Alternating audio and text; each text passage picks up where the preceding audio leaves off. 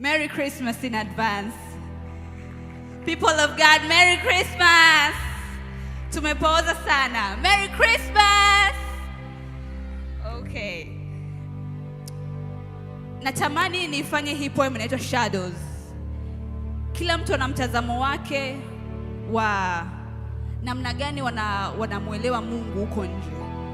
Na mimi natamani iwafikie wengi ili tuelewe vizuri ni namna gani tunafaa tumuishi Mungu halisi kwenye maisha yetu.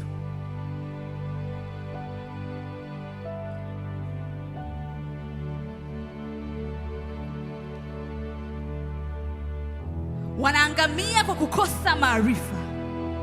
Neno lilishaweka wazi. Ila maarifa yamepanda bei, yameadimika na bei yake ni bure na bado hawakuyapata. Bible walioshika ndio imebeba kweli, ila wao ni wafungwa, uhuru wameukosa. Kutafuniwa, kulishwa ndio wanapenda. Yaani maisha ya miujiza ndio maisha yao. Sadaka kama wanabeti imani wametia kibiriti. Wanataka safari za Marekani, wanataka pesa bila ya kazi. Misisimko ndio wanaita uwepo wa Mungu. Wamechoka na hawafanyi kazi. Afya ya akili iko mahututi kama sio mochwari. Hope laid on tangible things. Nilalie stika, nimwage chumvi mlangoni eti usiku wasiingie ndani.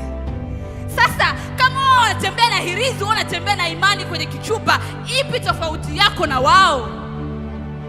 The Bible says once I'm born again I'm made new. Mimi ni kiumbe kipya, na kama baba yangu ni simba, mimi ni simba. I have his DNA. I'm his perfect image. Every package ya kiungu imeambatana na mimi.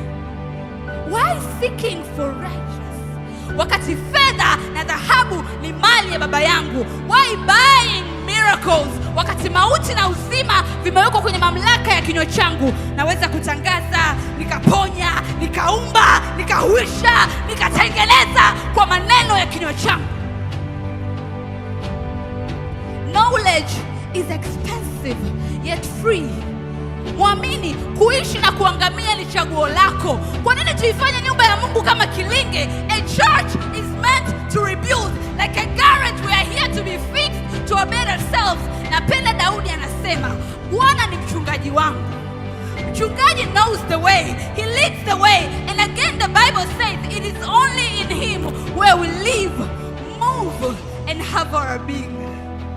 Mpendwa muamini, nenda kanisani na akili timamu, ishi and make your Father proud.